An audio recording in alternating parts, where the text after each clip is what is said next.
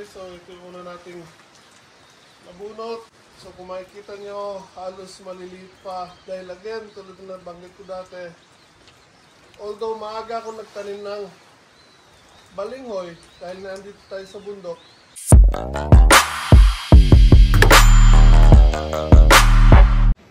Hello guys, magandang umaga po sa inyo lahat. So, andito ulit tayo sa farm. And today, bubunutin natin yung mga kamoting kahoy. Lumalamig na po kasi, kaya kailangan ko silang bunutin. May laman sila or wala. So, nasabi ko na or nabanggit ko na ang purpose ko lang sa mga kamoting kahoy ko ay yung mga puno nila o yung kahoy. Kasi nga, kailangan natin magkaroon ng pantanim for next year. Although may mga nagtatanim dito ng mga kamoting kahoy, hindi ganun kadali na makakuha ng mga kahoy na pantanim. Meron man nagbebenta, mahal, or maglabas man sila, late na, para actually hindi sila magkaroon ng mga competition. So nagbebenta sila late na. So makapagtanim ka man, hindi agad sila maglalaman ng malaki.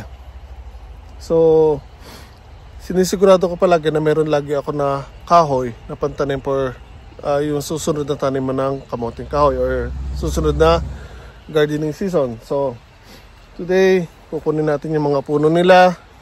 Then iuwi natin doon sa bahay and ilalagay ko sila sa timba na may lupa. Tapos papasok natin sa loob ng mini greenhouse. Again, meron tayong heater doon. Kasama sila ng mga bayabas ko, mangga, malunggay, at kung ano pa mga tropical fruit trees natin na kailangan ng heater. So, actually may laman na yung mga yan. Yung iba, ganyang kataba, pero marami pa rin ang mapapayat. So, kung makikita nyo yung mga dahon nila, medyo naninilaw na. Lumalamig na po kasi guys, sobra. Ito actually, masakit na yung kamay ko.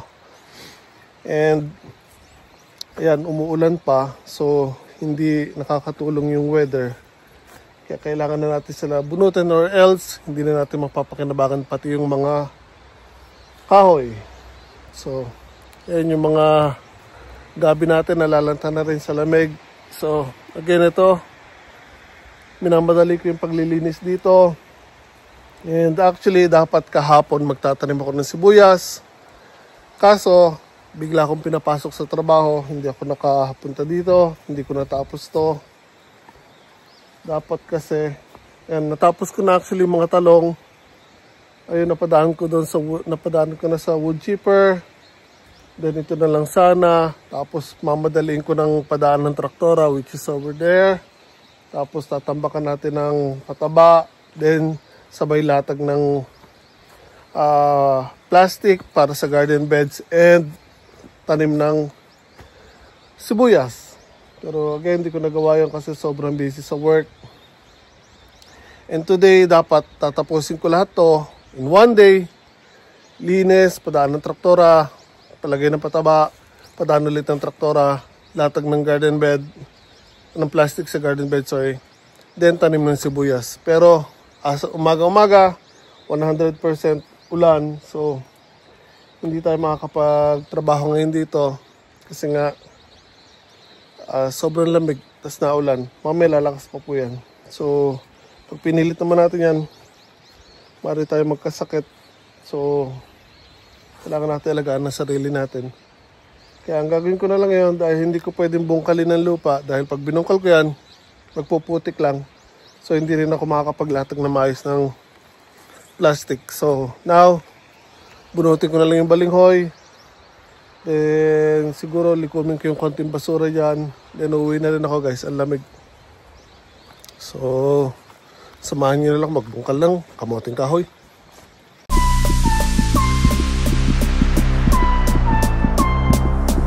Okay. So, first, magkapote tayo. Dahil, kung hindi, magpuputik-putik ang suot natin guys. So makikita nyo nakalabas lahat yung gamit ko, yung traktora, wood chipper, pati yung mini dump natin kasi nga again minamadali ko yung paglilinis sana ng mga garden. Rush na yan. Late na actually. Today is November 9. So hindi ko lang alam kung kailan nyo makikita to. Sa taniman ng sibuyas, guys, late na po ako. Dapat August or September nakapagtanim na ako. Tapos October, latest. Pero ngayon, November na. So, super late na po ako actually guys sa pagtatanim ng sibuyas. Pero again, wala tayong magagawa. Maraming nangyari. At patuloy na nangyayari. Kung bakit hindi tayo makapagtanim ng sibuyas. Panahon, pagkakataon. Ay nako. Daming sumusubok sa atin guys. Hey, excuse me. So, okay. So now, kuha lang ako ng panghukay ng balinghoy.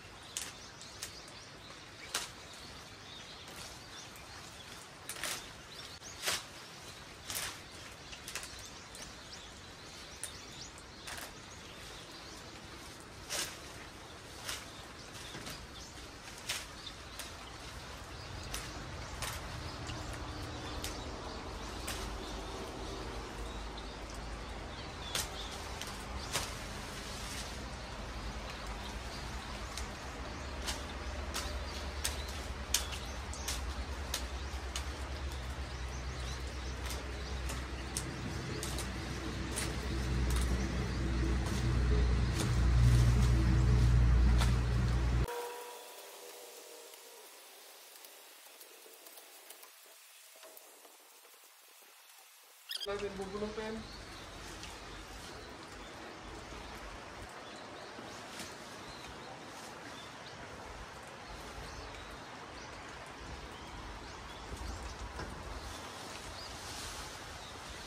Okay guys, so ito yung una nating nabunot.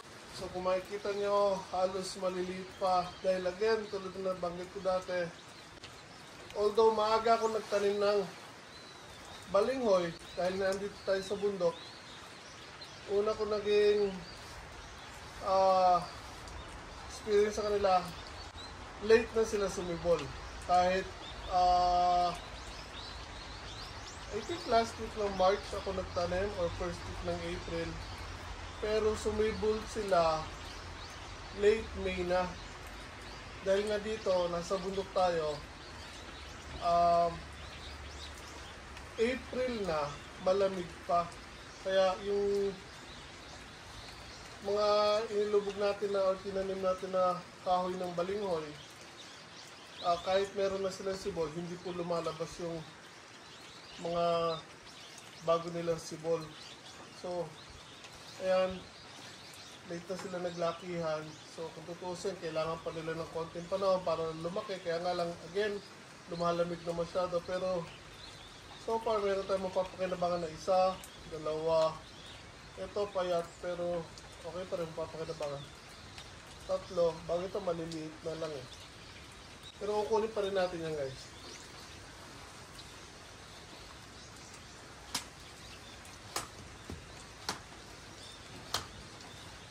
So, tigas pa actually yung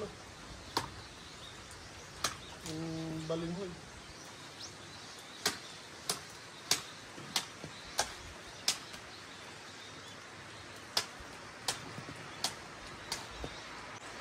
Again, ang kailangan natin dito ay itong mga kahoy.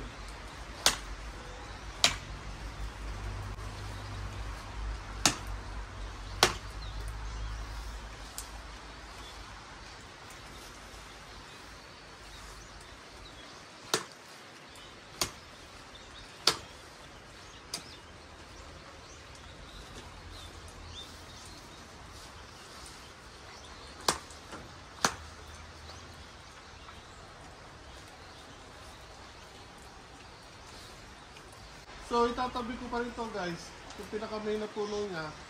Kasi may na-experience ako last year, yung sa nabunot ko.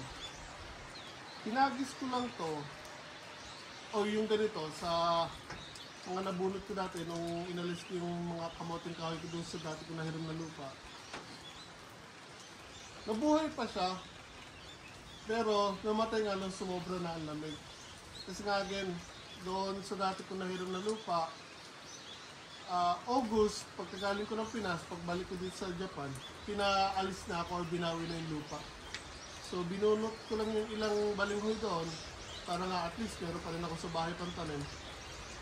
And yung pinakapuno nila, sinagis ko lang, pero sumibol, lumaki pa ka actually, ganitong kalaki. Kaya nga lang, nung lumamig na, doon sila namatay. So tatry natin kung pwede pa rin natin ito ibaon, and kung mapapakinabangan natin. So again, ito isa, dalawa, tatlo ang mapapakinabangan natin sa mga kamoting kahoy.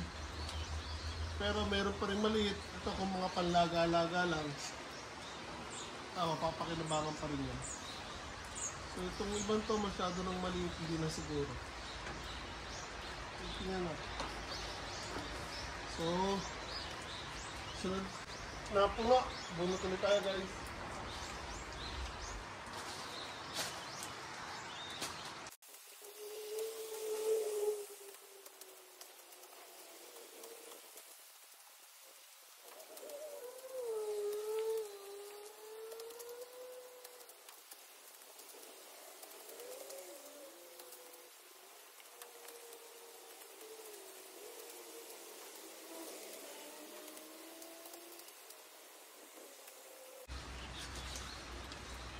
Okay guys, pangalawang puno.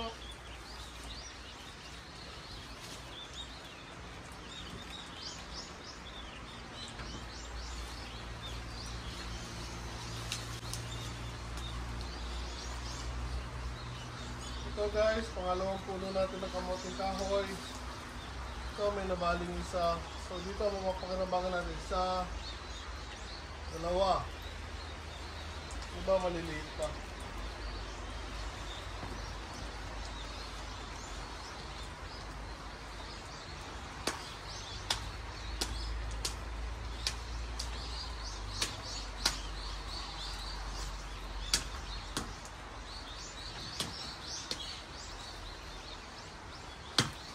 Yun yung kahoy.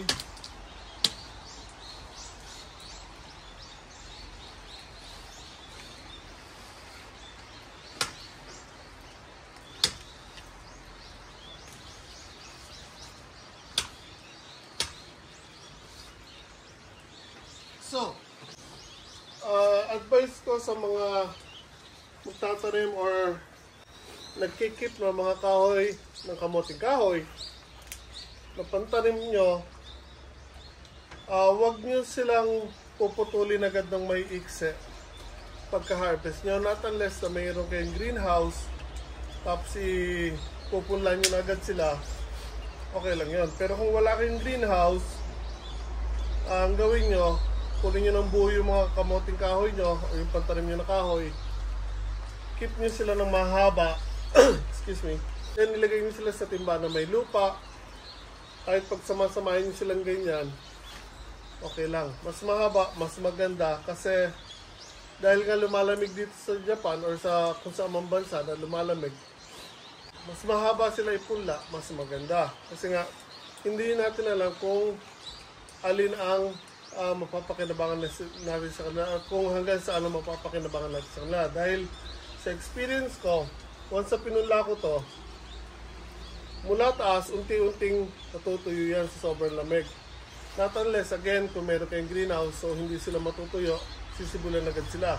Pero dahil sa akin, may oras na wala akong heater, so may part sila, minsan umaabot ng kalahati, natutuyo, pero itong remaining na kalahati, buhay pa. So, pagdating ng summer, at taniman na ulit, mapapakinabangan ko pa yung kalahati. Pero, kung puputulin nyo sila na maigsi na, just imagine, kung wala kayong heater o greenhouse, pag natuyo yan, wala na totally mapapakinabangan. Kaya mas maganda, yung mga kahoy nyo, kaya nyo mahaba, then nilagay nyo sa timba na may lupa. Tapos kung magagawa nyo i-cover ng plastic, mas maganda. mas malaki chance nyo na magkakaroon pa kayo ng kahoy na pantanim sa susunod na taniman.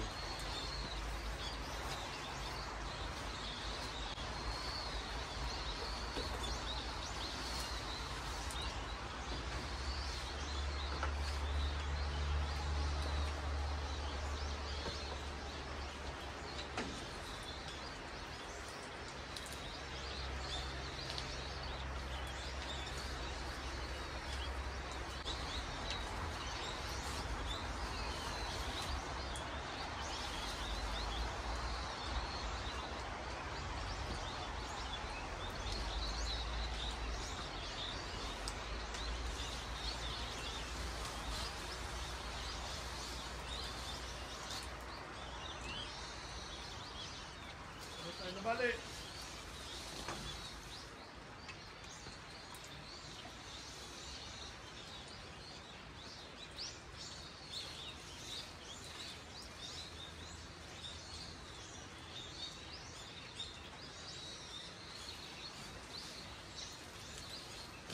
Okay guys, so meron tayo sa nabali.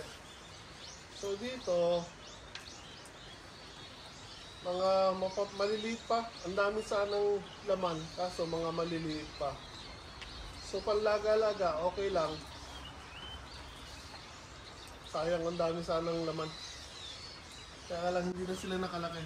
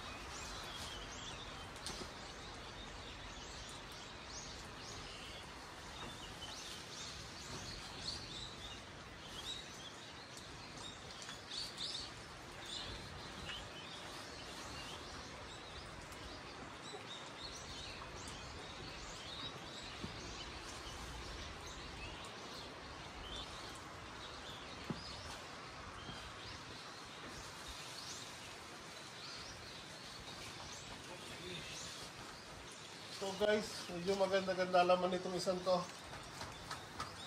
Maraming malalaki. And ang daming bunga oh. Or sorry, ang daming laman. Kaya nga lang again, kung may konting oras pa sana sila para mas lumaki, mas maganda sana. So dito, 1, 2, 3, 4, 5, 6, halos 6 ang mga malalaking laman.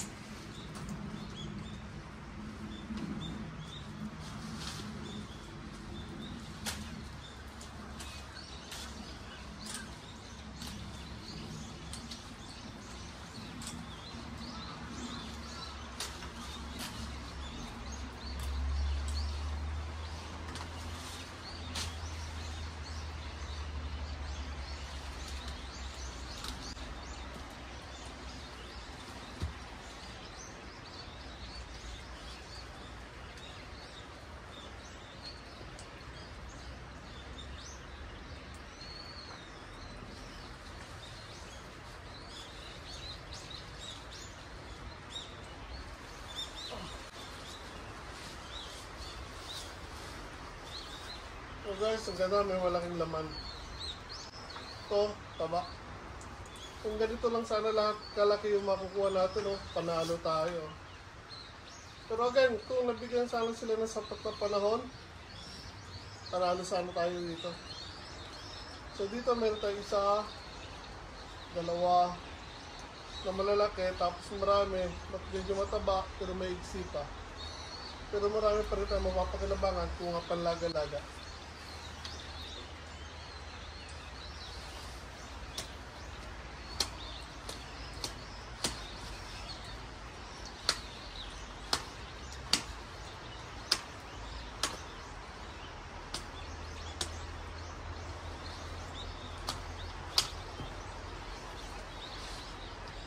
Isa.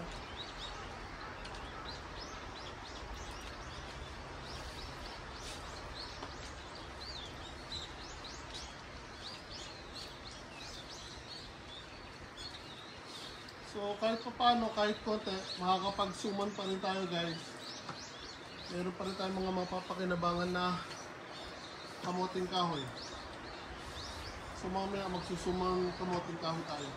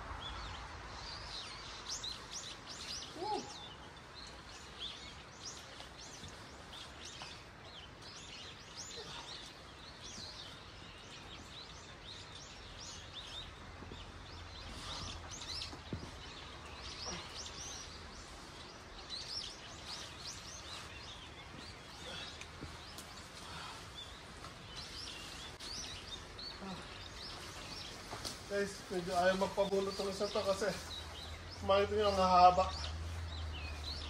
So ang dami, oh, lago sana, oh. So dito mapapakinabangan natin is 1, 2, 3, 4, 5. May 5 tayo mapapakinabangan guys, medyo malalaki.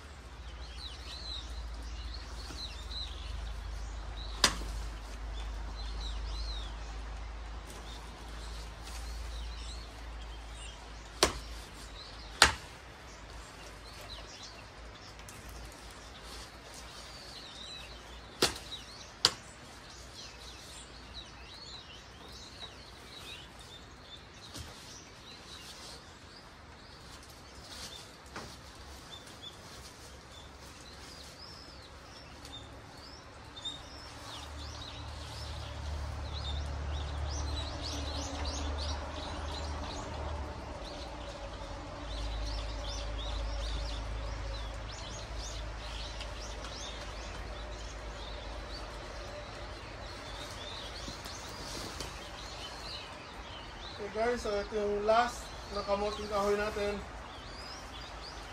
Okay. So meron tayo isa, dalawa, tatlo. Ito ka iusad. 4. Tapos wala rin maliliit.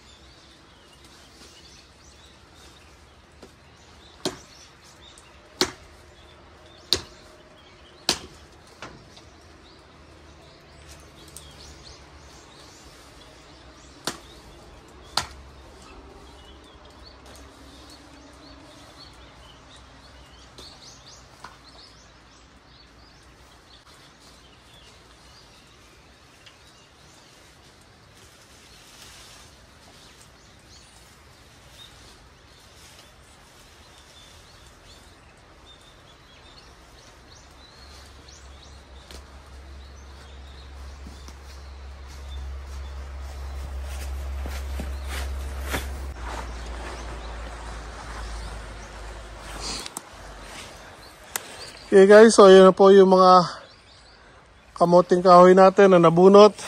Again, ayun na po natin laman. May ilan tayong kaayusan na nakuha na mapapakinabangan kung gagawa tayo ng kamoting kahoy. Mayroon naman tayong mga malilit kung laga-laga lang. Pwede pa rin natin mapakinabangan, pipilian pa rin natin yan. Yung mga hindi natin mapapakinabangan, tatapon natin. Pero again, kung given the enough time, gaganda sana ang haba. So, as for sa pangtanim naman next year, yan, medyo marami na tayong kahoy. So again, at least 50% sa kanila ay mawawala by the time na magtanim tayo next year. So again, pupulan natin as is, mahaba. Pero usually mga kalahati sa kanila matutuyo dahil sa lamig. So, pero tatry pa rin natin na mapakinabangan natin sila or ma-i-store natin ng maayos sila. So, abangan nyo next year. Hopefully, mas marami tayong maitanim next year na kamoting kahoy. So, again, there you have it guys.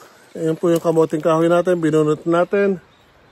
Again, dahil late na sila nagsibulan, yung mga laman nila medyo hindi naglakihan lahat, pero meron pa rin tayo ibang mapapakinabangan. And as for sa kahoy, ayan po. Marami pa rin tayong magagamit na pangtanim for next year. So okay guys, ito na po yung mga na-harvest natin na kamoting kahoy. And again, mayroon pa rin tayong mga ganitong kalalaki na mapapakinabangan.